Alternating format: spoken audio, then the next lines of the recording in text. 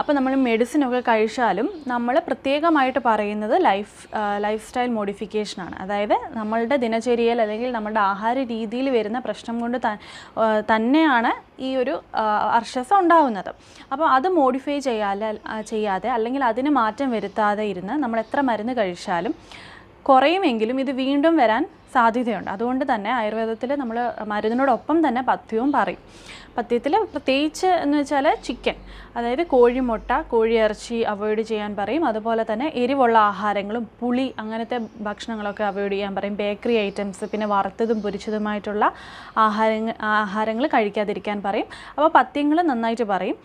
മീനൊന്നും കൂട്ടുന്നതുകൊണ്ട് വലിയ കുഴപ്പമൊന്നുമില്ല. പക്ഷേ ഇറച്ചിയൊക്കെ അമിതമായിട്ട് ഉപയോഗിക്കുന്നവർ പ്രത്യേകം ശ്രദ്ധിക്കണം, അതൊക്കെ നിർത്തണം. പിന്നെ ഈ എരിവിൻ്റെ ഒക്കെ അളവ് കൂട്ടുന്നതൊക്കെ പരിമിതിപ്പെടുത്തണം. അതുപോലെ തന്നെ ഫ്രോസൺ ഫുഡ്സ് ഒന്നും കഴിക്കാതിരിക്കുക. പിന്നെ കാർബോഹൈഡ്രേറ്റഡ് ആയിട്ടുള്ള ഡ്രിങ്ക്സ് ഒന്നും കുടിക്കാതിരിക്കുക. അപ്പം ഡയറ്റ് കറക്റ്റായിട്ട് നമ്മൾ ശ്രദ്ധിക്കണം ഈ ഒരു കാര്യത്തിൽ. പിന്നെ ഭാരം എടുക്കുന്നവരാണെങ്കിൽ ഒന്ന് ബാലൻസ് ചെയ്ത് ഭാരം എടുക്കുക. വെയിറ്റ് ഉള്ളവരാണെങ്കിൽ വെയിറ്റ് കുറയ്ക്കാൻ ശ്രമിക്കുക. പിന്നെ കണ്ടിന്യൂസ് ആയിട്ട് ഇരുന്ന് ജോലി ചെയ്യുന്നവരാണെങ്കിൽ ഇപ്പം അത് പലരും ഉണ്ടല്ലോ, അതായത് ഇപ്പം ഡ്രൈവർമാരുണ്ട്, അതുപോലെ തന്നെ IT ഫീൽഡിൽ വർക്ക് ചെയ്യുന്നവരൊക്കെ ഇങ്ങനെ കണ്ടിന്യൂസ് ആയിട്ട് ഇരിക്കുകയല്ലേ ചെയ്യുന്നത്. അപ്പം അങ്ങനെയുള്ളവരൊക്കെ ആണെങ്കിലും അവർക്ക് ഒഴിവ് സമയങ്ങൾ കിട്ടുന്ന അതനുസരിച്ചിട്ട് എഴുന്നേറ്റ് റിലാക്സ് ചെയ്യാൻ ശ്രമിക്കുക. പിന്നെ കുറച്ചൊന്ന് നടക്കാനും ഒക്കെ ശ്രമിക്കുക. അപ്പം ആഹാരം കഴിക്കേണ്ടതെന്ന് വെച്ചാൽ നമ്മൾ നാരുകൾ അടങ്ങിയ ഭക്ഷണങ്ങൾ ധാരാളം കഴിക്കുക. ഈ വാഴപ്പിണ്ടി, വാഴക്കൂമ്പ് അതൊക്കെ തോരൻ വെച്ച് കഴിക്കുന്നത് നല്ലതാണ്. അതുപോലെ തന്നെ ലീഫി വെജിറ്റബിൾസ് ഉൾപ്പെടുത്തുക. അതിൽ ഇലക്കറികൾ ധാരാളം കഴിക്കുക. എനിക്ക് തോന്നുന്നു ഞാൻ ഈ പറഞ്ഞ വീഡിയോസിൽ മിക്കതിലും ഡയറ്റ് പറയുന്നതിനകത്ത് കോമൺ ആയിട്ട് ഉൾപ്പെടുത്തുന്നതാണ് ഈ ലീഫി വെജിറ്റബിൾസും ഒക്കെ. അപ്പം നമുക്കതിന് ഒരുപാട് രോഗങ്ങൾ വരാതിരിക്കാനും അല്ലെങ്കിൽ ഒരുപാട് രോഗങ്ങൾ നമ്മൾക്കുണ്ടെങ്കിൽ അതിനൊക്കെ ഒരു പരിഹാരമായിട്ട് ഡയറ്റിൽ പറയുന്നൊരു കാര്യമാണ് ലീഫി വെജിറ്റബിൾസ് ധാരാളം കഴിക്കുക എന്നുള്ളത്.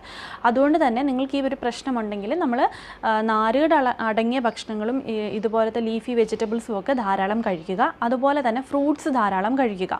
ഫ്രൂട്ട്സ് കഴിക്കുമ്പോൾ നമ്മൾ ഫ്രൂട്ട് ജ്യൂസ് അല്ല ഉദ്ദേശിക്കുന്നത്.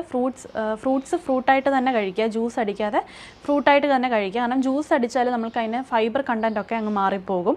അതുകൊണ്ട് ഫ്രൂട്ട്സ് ആയിട്ട് തന്നെ കഴിക്കാൻ ശ്രമിക്കുക. അടുത്തതായിട്ട് നമുക്ക് അവിടുത്തെ ട്രീറ്റ്മെൻറ്റിനോടൊപ്പം തന്നെ ചെയ്യാൻ പറ്റുന്ന 1-2 കാര്യങ്ങൾ. ട്രീറ്റ്മെൻറ്റ് അത്യാവശ്യമാണ്, അതുപോലെ തന്നെ ഈ പറഞ്ഞ പഥ്യങ്ങളൊക്കെ അത്യാവശ്യമാണ്. കൂടെ തന്നെ നമുക്ക് ആ ഏനസിൻ്റെ ഭാഗത്ത് ചൊറിച്ചിലും അതുപോലെ തന്നെ നീറ്റലും ഒക്കെ ഉണ്ടെങ്കിൽ നമുക്ക് ചെയ്യാൻ പറ്റുന്നതെന്ന് വെച്ചാൽ സിറ്റ്സ് ബാത്ത് പറ്റും. അതായത് നമുക്ക് അവിടെ ഏനസിൻ്റെ ഭാഗം എന്താ പറയുക, കൊള്ളിക്കുന്ന രീതിയിലുള്ള ബേസണോ അല്ലെങ്കിൽ ചരുവമോ അങ്ങനെ എന്തെങ്കിലും വെച്ചിട്ട് അതിനകത്ത് ഇരിക്കാൻ തക്ക രീതിയിൽ സെറ്റ് ചെയ്യുക. എന്നിട്ട് അതിനകത്ത് ഉപ്പുവെള്ളം ചൂടാക്കി